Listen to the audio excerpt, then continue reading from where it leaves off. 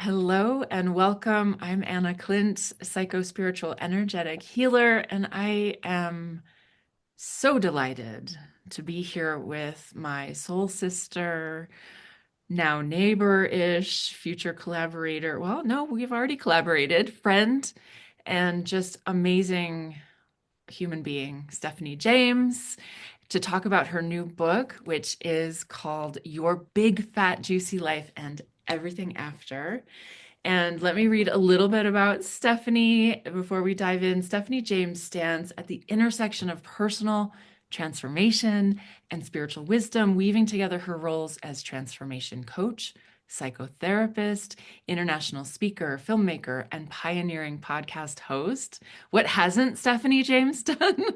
With an innate ability to illuminate the path to authentic self-expression, she has become a trusted voice in the global consciousness movement. My dear, welcome. Thank you. Thank you, Anna. I love any chance I get to hang out with you. So Oh, excited to be here. yes, I'm so delighted too. I haven't read all of your book, but what I have dipped into is so beautiful and so perfectly timed for our times right now. It's a book about living, but it's also about dying, and it's also about not dying. And I don't mean immortality, but the immortality of our soul and our beingness. And I'm just so delighted to talk about death today. Who says that? Us.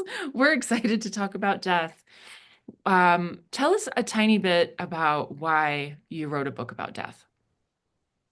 Yeah, it's interesting. I think you nailed it. It's a book about life, death, and our soul's eternal life.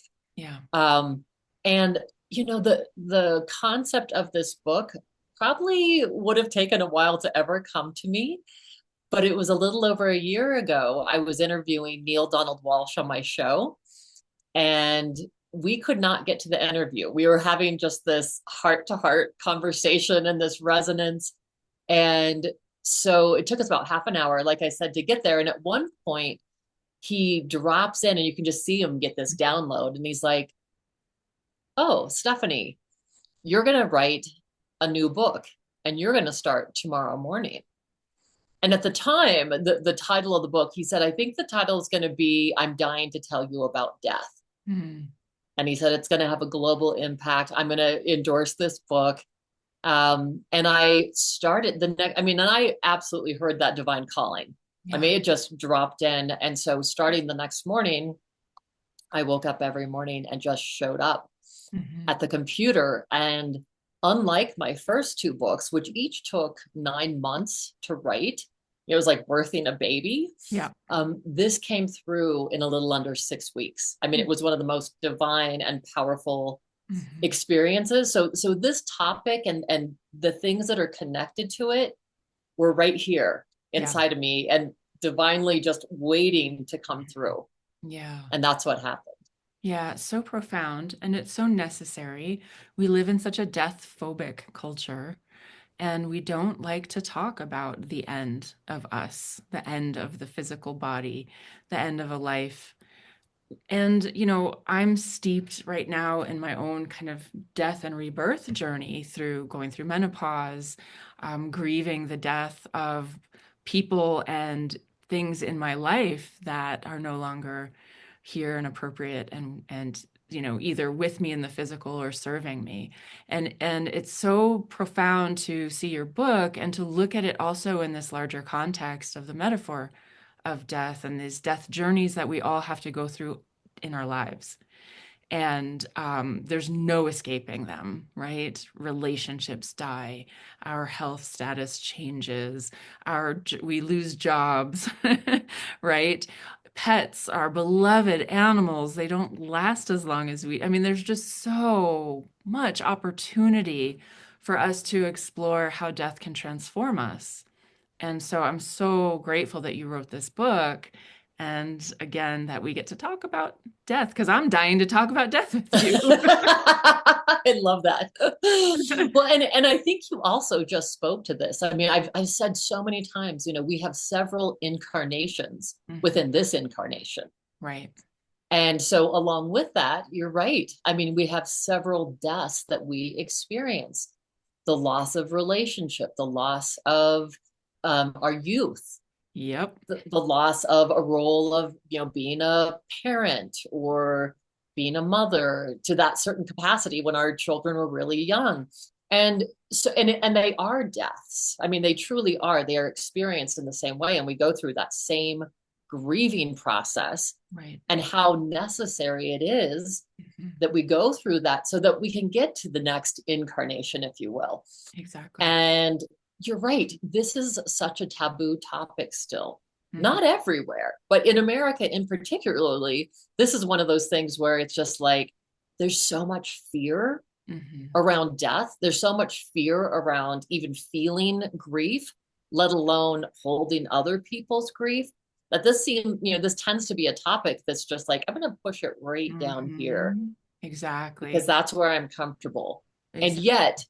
yet, death is still, when research is done, it's still the number one fear Yeah. that plagues people Yeah. in our country. And so I think, wow, if we can dispel some of that fear, what it allows us to do is show up in a more present way to this moment and to the Absolutely. sacredness that life really holds for us. Absolutely. I love that. And to your point, also, because death is so taboo, grief is also taboo and should be, in our culture at least, not in lots of cultures, thankfully, don't do it this way, but in our culture, it needs to be hidden. It needs to be done privately at home. And it needs to take a certain amount of time that seems societally appropriate. And then you're supposed to come out of your grief cocoon as though, in some ways, like nothing ever happened. And it's so, so, so radically important that we have spaces where we can, one, talk about grief, but also bring our grief. I mean, it's fabulous, powerful work that you do. And to some extent, I do grief work with my clients as well. Um, but that's in this cloistered 1 hour at a time kind of a thing. Whereas like how radical an idea would it be if we had kind of grief centers that were like birth centers where you could go in the Western world and you could be with your grief in a really profound way and be witnessed in it. There's something about the witnessing. Do you want to talk about that and what came forward when you were writing this book about witnessing other people's grief? Yeah. Oh, it's so beautiful and it's so profound because we don't always heal in a vacuum. And we might feel like, oh, I just want to isolate. And again, like you said, because our society is like, we don't want to see that, Mhm. don't cry at work. Or even when we were kids, oftentimes the message was, if you're going to cry, you go to your room. Yep. So we miss out on that level of healing that only comes Mhm. when we are held, when we are witnessed, Right. and we are given permission to be in our grief. Mhm. And so that is the transfer. I love you talking about, having grief centers where it's actually okay. Because I think about part of what I wrote about in the book is, like in Ireland, they wail in the streets. They Right. do funeral processions down the middle of the street, and people are wailing out loud and crying. Mhm. And so it's, oh my gosh, this is something that is an acceptable expression, of course, Right. when Right. you lose someone, or if you've lost a relationship. I think these are very important things that if we don't acknowledge the sadness inside of it, or we shut it down and we compartmentalize it to only our experience, Yeah. then we never fully heal it. Exactly, exactly. And what we know now about trauma and how it lives in the body, and then we're creating compound trauma when that happens. And so look around in our culture.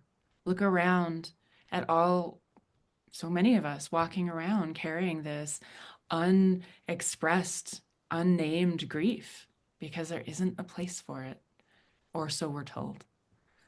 Yeah. Yeah. Yeah. Yeah. That's been my experience with so many of my clients. I can think Mhm. of clients of mine that have, horrifically and unfortunately been sexually abused as children. Right. And they may have dealt with it in certain ways. And then when they get to my office, all of a sudden there's this room that can open up where they're actually grieving the loss of that innocence.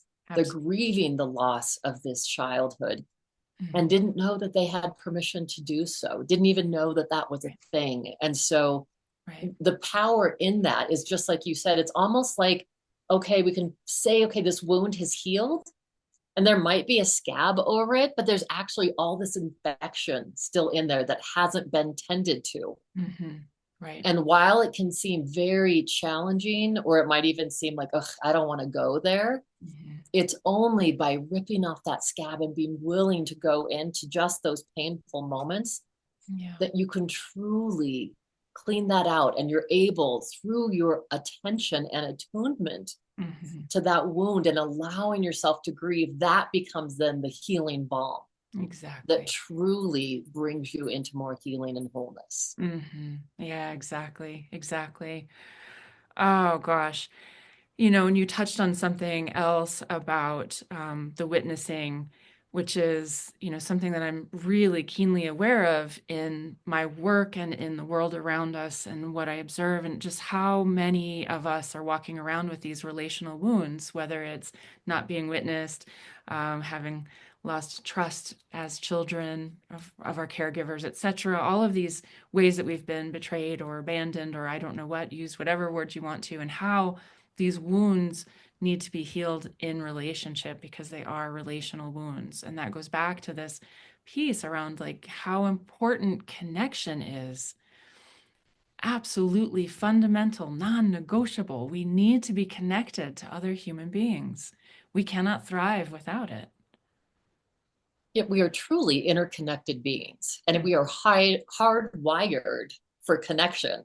You know, it's like it literally is a part of our DNA. We Yeah. survive in community. Yeah.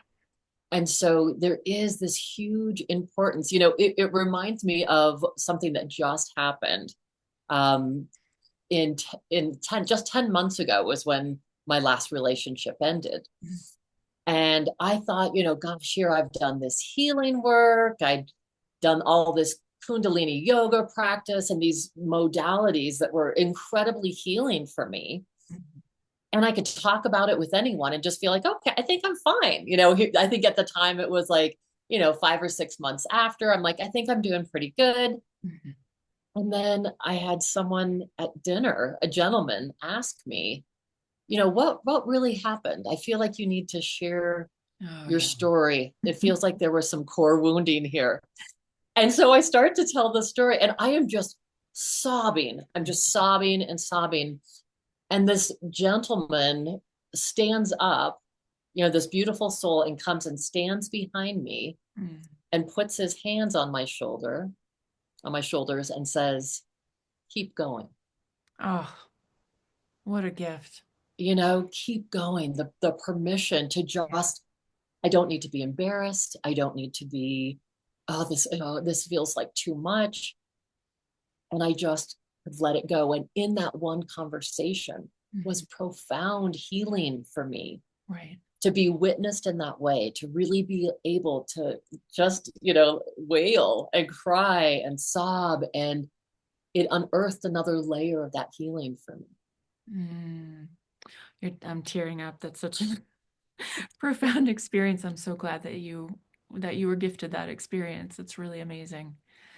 Um, Gosh, I loved so I got to read a couple of stories that really jumped out at me off the page. I love how you weave together spiritual teaching, your personal life history stories, things that you've personally experienced, as well as um, uh, interviews that you've done with all of these different thought and heart leaders around all of these topics that we're discussing. And two stories jumped out at me that were just so beautiful.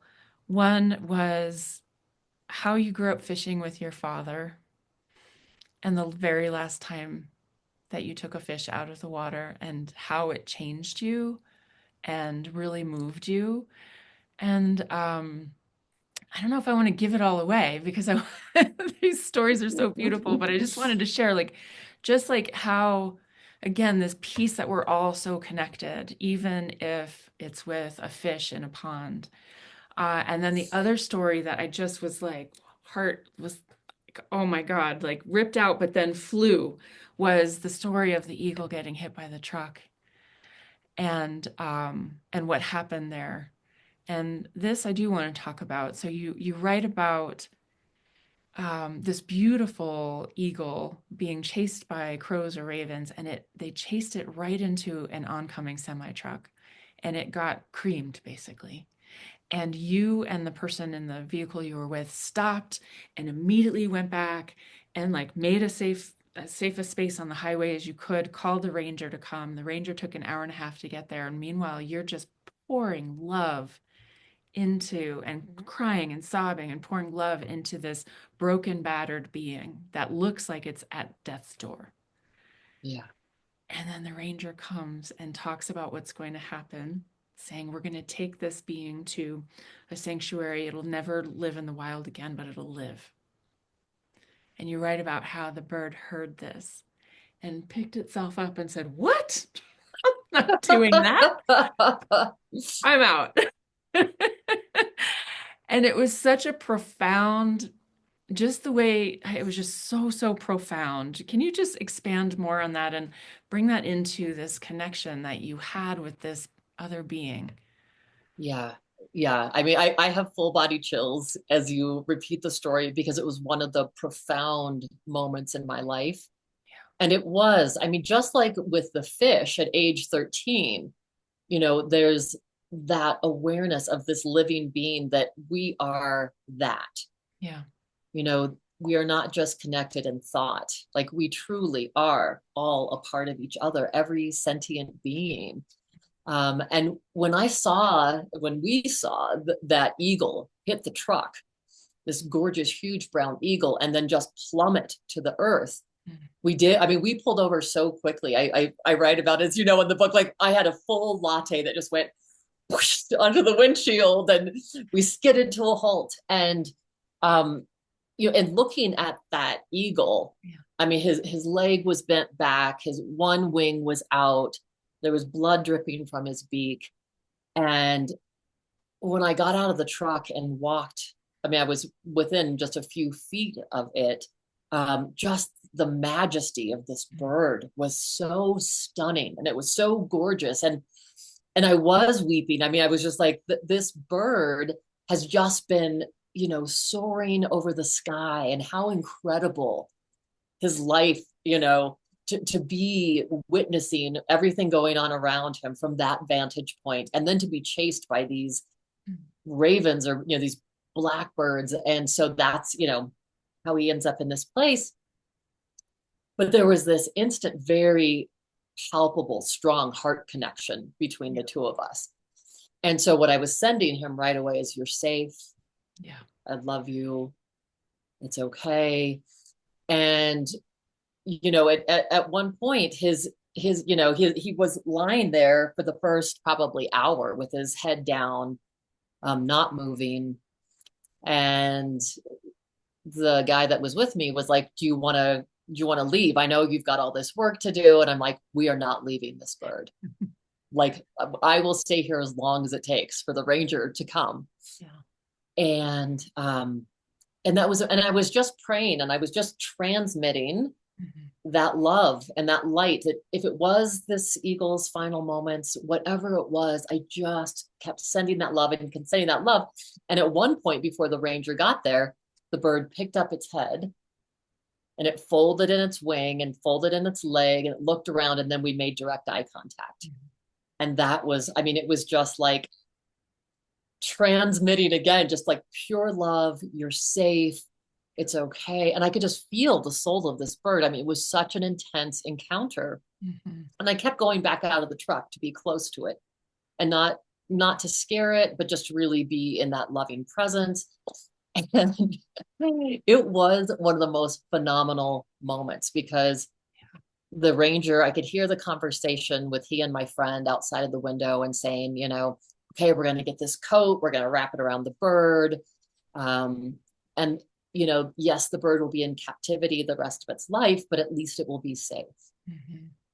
And it was like instantly, as you said, it was like as if the bird heard that, and all of a sudden up on 2 feet and looking around.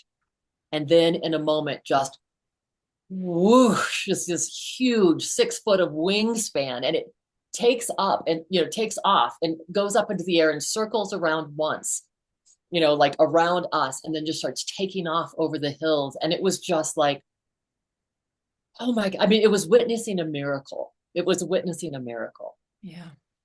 Mm-hmm. And it was so profound. It was like that triumph of the living spirit and innate within that bird, within each one of us. Right. That is like, I want to be free. Yeah. Right. And so, I mean, it was just profound. And we got back in the truck, and my friend said to me, so do you think the eagles are spiritual guide, our spiritual animal guide this year? And I just started laughing. I'm like, pretty sure. Yeah. So yeah, just a profound moment of just the sacredness of our life. Right. There's it again, whatever that bird's soul journey would have been okay, whatever happened in that moment, but that profound just coming back within itself and just saying, no, I'm choosing to live. My spirit is choosing to be free and to live. Incredible. Yeah. And I love that it's that choice point. And I hate that it's so easy to forget or somehow lose that thread as humans, that we are divine, and that the divine lives within us, and that we can choose that spark to live. What did you learn about, or what can you share about, like, why we lose that thread, or how we can cultivate it, get it back, remember that? Mm-hmm. I know, the psycho-spiritual aspect of things, the psychology gets in the way of the spirit sometimes. And so it's a dance. And I'd love to hear you talk more about that. Thank you. Yeah, I think, what happens, Anna, for all of us, it's distraction, right? We live in this world full of distractions. We have social media and the news and all these things externally that are pulling us outside of ourselves. Mm-hmm. And so I think we have to cultivate that conscious practice of going within. That's where we can meet with that divine spark, the divine that is in us as us, that we all share. And so I think it's a cultivated practice. When I was talking about Kundalini a little bit earlier, it was fascinating because just taking, a couple months of Kundalini, as I was taking that course, all of a sudden what awakened within me is, oh, I can't eat meat anymore. Mm-hmm. Yeah. It was like, as I raised that vibration, it was like, again, just the sacredness for life. And so how we come to start recognizing this, and how we, I think, get to that place. I mean, it makes me laugh now. I can't even kill a spider now. I'm like, when there's a spider in my house, I'm like, okay, buddy, thanks for being here. I know you have a job to do here too. But I know you're helping me. So it's really transformed and changed a lot. So for me, it's really a remembering, mm-hmm. and a cultivation through that daily practice. Yeah. It really is. It's waking up. For me, I wake up in the morning, and before I ever get out of bed, I marinate in gratitude. Mm-hmm. I marinate in like feeling first, my body is alive. I'm so grateful and thankful for this breath, for this moment. Mm-hmm. And I'll just kind of expand, my bed and my dog, and it just kind of does these concentric circles, but to really marinate in that. Yeah. Because what we know is that we have these brains, when you go into the psychology of it, that have this natural negativity bias. Right. And so our brains are constantly, number one, focusing on what's a threat to keep us safe. Mm-hmm. And then it purges. If you think about it like a file cabinet, it's always purging positive experiences because it doesn't need those to survive. Right. And that's the forgetting that you were talking about. Right. It's so easy to forget that connection unless what we do, and I really like the analogy of, negative experiences are Velcro in the brain. Mm-hmm. And positive experiences are like two fried eggs on a Teflon pan, right? They just, Totally. they slide right out. Right. So in order to give it some stickability, Hmm. we have to marinate on Right. these connections, on these good feelings. And for me, gratitude is such a connective experience because what I'm grateful for so often is those connections in my life. Right. I was so thankful this morning thinking about us getting on this interview together and our beautiful connection. And so it's being in that place. And it's interesting because I interviewed this Dr. Jane Tornatore a couple of years ago. And I said, yeah, I think it's about you have to marinate on something about 30 seconds for it to stick. And she said, no. She said, I've just researched this. It's 18 seconds. Oh, wow. That's it. 18 18 seconds. seconds. Any of Wow. us can do that. It's Yeah. holding something that feels that good. It's holding the sacredness Right. of that connection with the divine. It's that Mhm. connection to these beautiful things that are in our lives. And if all you can be grateful for is I'm in a warm bed, Mhm. I have water that's clean to drink, I have food, Mhm. I'm safe in this moment. They Mhm. don't have to be these big, huge things. It can be Absolutely. what's right there in that moment. I mean, every single day I get into the shower, I am so deeply grateful for hot water because I've been Totally. in countries where there's not a lot. So you don't use it. You are taking very cold showers. Yeah. Um, so I hope in answer to your question, I think that's it. How do we remember that thread? Well, we are weaving with that thread every day. Right. We continue to build this beautiful tapestry, which is I'm awake to this moment. And in this moment, like I can look out right now and there's this beautiful bluebird that's outside on this Mm. tree. And I'm just like, I don't think I've ever even seen a bird that color. I mean, it's those little things. It's like well, the miracles are right here. Right. So it's letting go of those distractions. And Right. I love, before you and I popped on in, into the interview, we did some heart math together and you guided Mhm. us through this beautiful heart math. And that is something I utilize a lot. I utilize it with my clients because it brings us right here to our heart center. So we are in this beautiful coherence, heart brain coherence. And then, oh my gosh, we can experience this moment as the sacred moment and not be distracted. Absolutely. Yeah, I love heart math for that. It's such a simple yet really transformational tool to get into our heart space. So, one thing that is really disturbing is the state of the world around us and the state of disconnection that our fellow humans are experiencing between each other. And I will say that that state of disconnection also mirrors the state of disconnection that we've just been talking about, that disconnection from our deep inner self, our deep, wise inner self, wise knowing, and that spark of the divine within us. We've mostly been indoctrinated that the divine is outside of us and that we have to perform and that the love of the divine is conditional and that we are not good as we are, that we're somehow deeply flawed. And I see this ripple out into the world at large, and especially right now in this time in America. It's very deeply challenged and so deeply divided. I believe that if we could do this work that you're talking about and really live a life that you describe in this book, which includes up to dying and beyond, but really living in this way, this connected way, that we could really change so very much.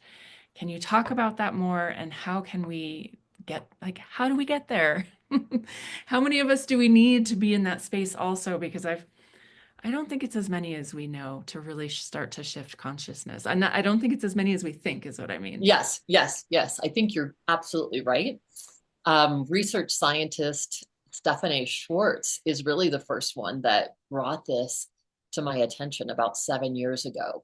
That the actual tipping point in consciousness, it's not 51%, it's 10%. Yeah. And it means 10% of any given cohort. So that Mm, means it could be 10% of a school, 10% of a community, 10% of a church. right. And when 10% starts raising their consciousness, the whole cohort, everyone else Hmm. has to adjust, and it raises their consciousness. Right. And so that really is the point of hope, because, if we look at how divided the world seems right now, we could think, well, there's no way it's going to, balance itself out because everything feels so opposite. Yeah. And so one of the things Stephanie Schwartz had said to me as well is study the Quakers. I mean, the Mm. Quakers are this very small population who have made significant change in our world, Yeah. and how important it is for us to realize that each one of us are the change makers. Mhm. And that's why in my first film, When Sparks Ignite, on the film poster, it says, your period healing period matters, period. Yeah. Because we are each one absolutely essential golden threads in the tapestry of humanity and for changing this. Mhm. So when I have clients, coming into my office right now, and they're really in this place of desperation or this place of feeling really helpless because of what's going on in the world, and they're like, what can I do? I can't change politics. I can't change what's happening. And so I think, Anna, the important thing when you're talking about how can we change this is we start with it being within ourselves. We start with, okay, I want to acknowledge and be in alignment with the divine that's within me. And people can do that through heart math. That's a beautiful way to get in touch with your heart. You can do it through breath work. Mhm. Um, and you can do it. It's literally, as you know, it's as easy as being with your breath, Right. feeling into that heart space. So we are never connected from that spark that's within us, because that is our essence. We are born with it. It never dies, so it's that wind can't blow it out, water can't wet it, is always present within us. But we have to be still enough. We Yeah. have to stop our busyness enough to Mhm. actualize it and to really be in touch with it. And so oftentimes I speak with people about being priorities in their own life. And the pushback I'll get sometimes is, oh, that seems so selfish. And I said, well, Mhm. it's the greatest gift you can give. Totally. Because here's the deal, when the clients are coming in and saying, well, I feel helpless, what can I do? As you give yourself that gift of being in touch with that inner divine spark in you, and you are breathing more and more awareness into that, then it becomes how you show up in your day. Yeah. You can cultivate this each and every day, because what you can do Hmm. is you can spread that light, which is that divine light that connects all of us. And it's the smallest of encounters. It's how Yes. you interact with your barista, or a Yes. stranger on the sidewalk, or the Right. person that cuts you off in traffic. Hmm. Each and every encounter, we have a choice. We can spread love and kindness, or Yeah. we can shut that down. Are Hmm. we going to contribute to the well-being of the world, or are we going to hold back? Right. And Right. so I just think that's part of our work, Hmm. is to really be in touch with that beautiful essence that is beyond personality and it's beyond circumstances. Because you're right, nobody gets out of this life unscathed. Everybody goes through pain. Hmm. I know in our deepest conversations, you and I have shared just gutting pain that you and I both have gone through in our lives. And I share some of that, as you know, in the book. And I think it's essential that we share that, because it's not like you and I woke up one day and like, our lives are so great, so we're just going to share this really happy message. Woo! It's like, no, we all go through the fire. We Yeah. all go through the trenches. Yeah. And yet that part of ourselves remains untouched. Right. Right. So like I said, it's not circumstances or situations or personality that ever affect it. Right. And when we come back and continue to touch that place within us, then we know it's always alive, and it's something that connects, every single person, every animal, again, every sentient being, the plants, even the rocks, things that we think are inanimate Right. objects that we know Hmm. now, through quantum physics, they're all vibrating with energy, and Yep. that's what we are. Yep. So it's connecting to that light, which is the emanating force that is all of this, which is Right. all this experience. Right. And to bring that back full circle, to the sense of connection, I think that is something that's so essential, because we are never alone. Right. Alone is a mindset. Mhm. It's what Einstein would call the optical delusion Right. I of love that. reality, Right. right? Right. Um, so when we touch into that place, and you and I both live here in this gorgeous, gorgeous place of Santa Fe, you can, like right now, I mean, I'm all picture windows in front of me. So it's just like, the Mhm. clouds, the sky, the trees, the bushes, the rocks. I mean, it's all living, breathing that essence, that light that's within each one of us. Right. Right. I love that. And as you're talking, I'm hearing the voice in my head that's saying, but we also need to be able to sit with the darkness that we have within us. And that also helps us to see the others around us in the totality of their humanity and divinity. Right. And that ties into death, like being able to be okay with death, because we have labeled death as a dark thing. We have, and of course, that's just, again, a mindset, to use the word that you just used. It's a framework and a belief system, but it doesn't have to be that way. And also the parts of us that create that sense of separation from our own self or from divinity are parts that can be befriended, just like we can befriend someone who disagrees with us. We don't have to agree with someone to see their divinity, but we have Yeah. to be willing to be uncomfortable with the fact that they might think differently than us. Yeah. Just such a beautiful, beautiful, beautiful point. So many beautiful points right there. Um, I think one of the things I want to speak to too is what you said, death isn't the end. Yeah. It's the next chapter in our book of eternity, right? So acknowledging too, I love you coming back to this because I do think that's so often people can get caught in what I call, spiritual bypass. Love and Oh, light, if I love and just light. focus on the light, yep, Yes. everything's going to be awesome. Hmm. And again, as you and I have talked about in our own conversations, it's being with that gutted, what feels like darkness, the sadness. It's the dark night of the soul. Yep. And it's not trying to bypass it. It's not trying to say, oh, I'm just going to focus on the sunshine. Yes, awesome. Acknowledge the sunshine and be with that pain in your chest, be with that ache in your gut, Hmm. because it is only through being with that that we truly transcend. For me, I oftentimes think of this energy that is me showing up as me as a conduit. Hmm.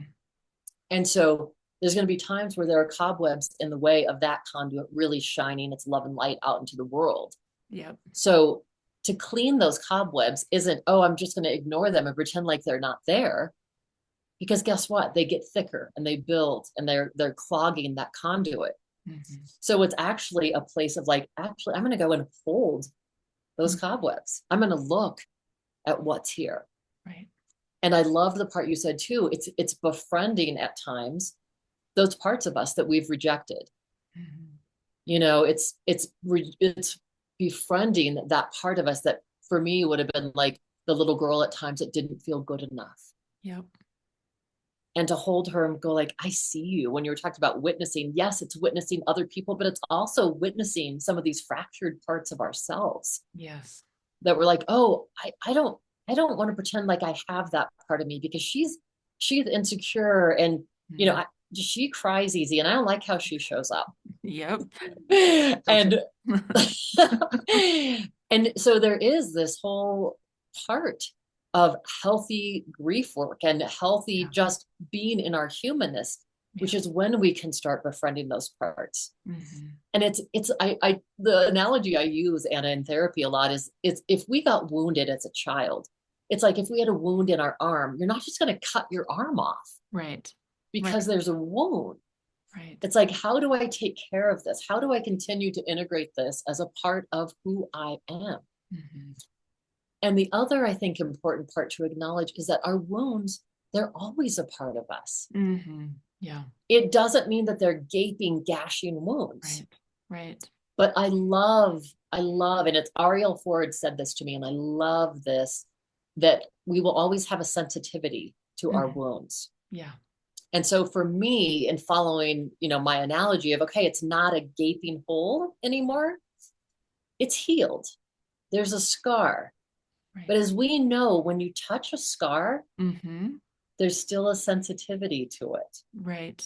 Yeah, that's a little different from the surrounding skin. Exactly. Yes. A And little different. so to know that that's okay. Right. To be healed and to be whole doesn't mean I never feel anything anymore besides pure joy. Right. There's really a reality Yeah. in our true healing. Right. It's holding the full experience. The full experience, which includes dying. It includes dying, it includes grief, it Yeah. includes those dark times within ourselves. And it's Mhm. it's our ability to really look at that and hold it, as I said, where that true healing can occur. Yeah. And so let's dive in a little bit more to talking about death. Let's do it. Take it away. Let's talk about death. I'm dying to talk about it. I just love that. And well, because I think, as we were talking about in the beginning, people are afraid of death. Yeah.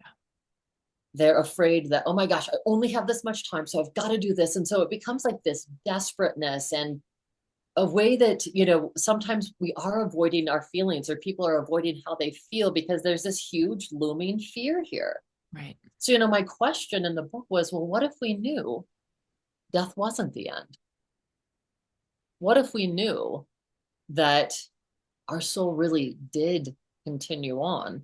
And so we could bring ourselves back, let go of that desperateness. Right. The So grasping. we could, yeah, and the grasping to befriend Mhm. this moment and then this moment and our lives, trusting as they unfold that there is some divine, the word that was coming to me was current. There's like a divine current to all of this. And when we can allow ourselves to not grasp and cling and say, oh, it has to be this way, it needs to be this way, and we start letting go of the fear, we actually, it's not just befriending death, we befriend life. Yes, I love that. Oh my God. Yes. Like, because how many of us have gone through our lives not really alive? Yes, yes. Was it Thoreau that said to come to the end of my life to find, Yeah. only to find I had not truly lived? Yeah. I mean, Yeah. that being one of the greatest of sorrows. Hmm. And so, what you found in the book, and I think what's so important for people to get is there is example after example after example of how this isn't it, Right. how this one lifetime isn't it.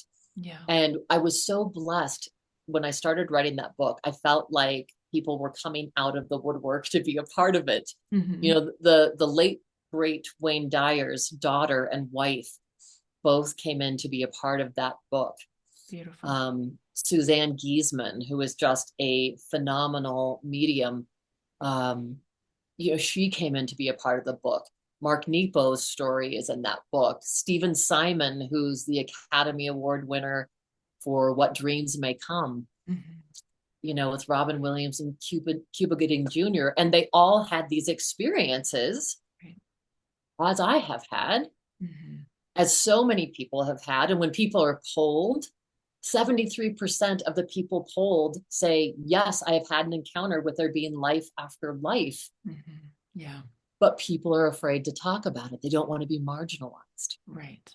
Right. So just like not being comfortable talking about death, they're not comfortable talking about, oh, well, I have experiences beyond that, Yeah. because they don't want to be marginalized. They don't want to be criticized or have anyone think differently.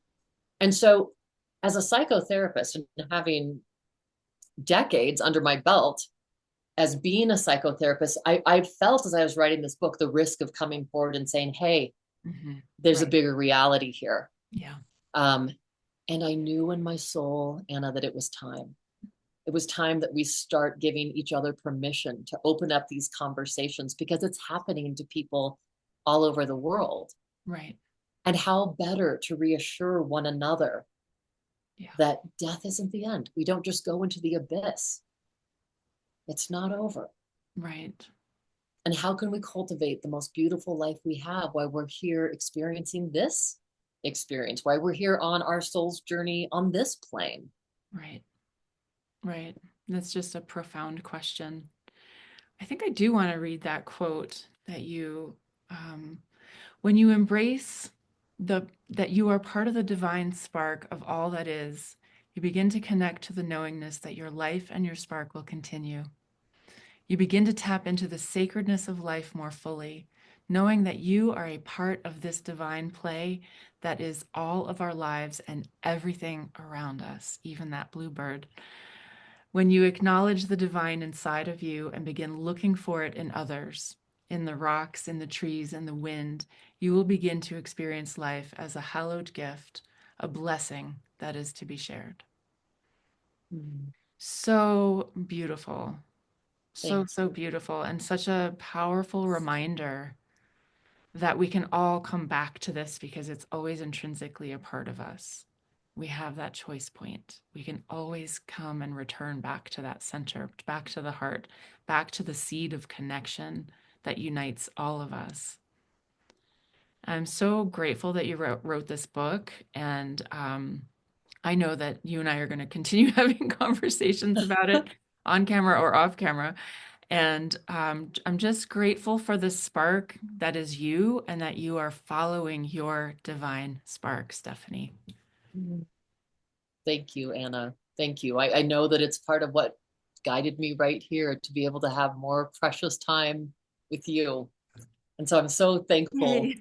for that. I'm so thankful for this conversation. And thank you for opening up just such a beautiful dialogue about something that is, I think, so essential in these times.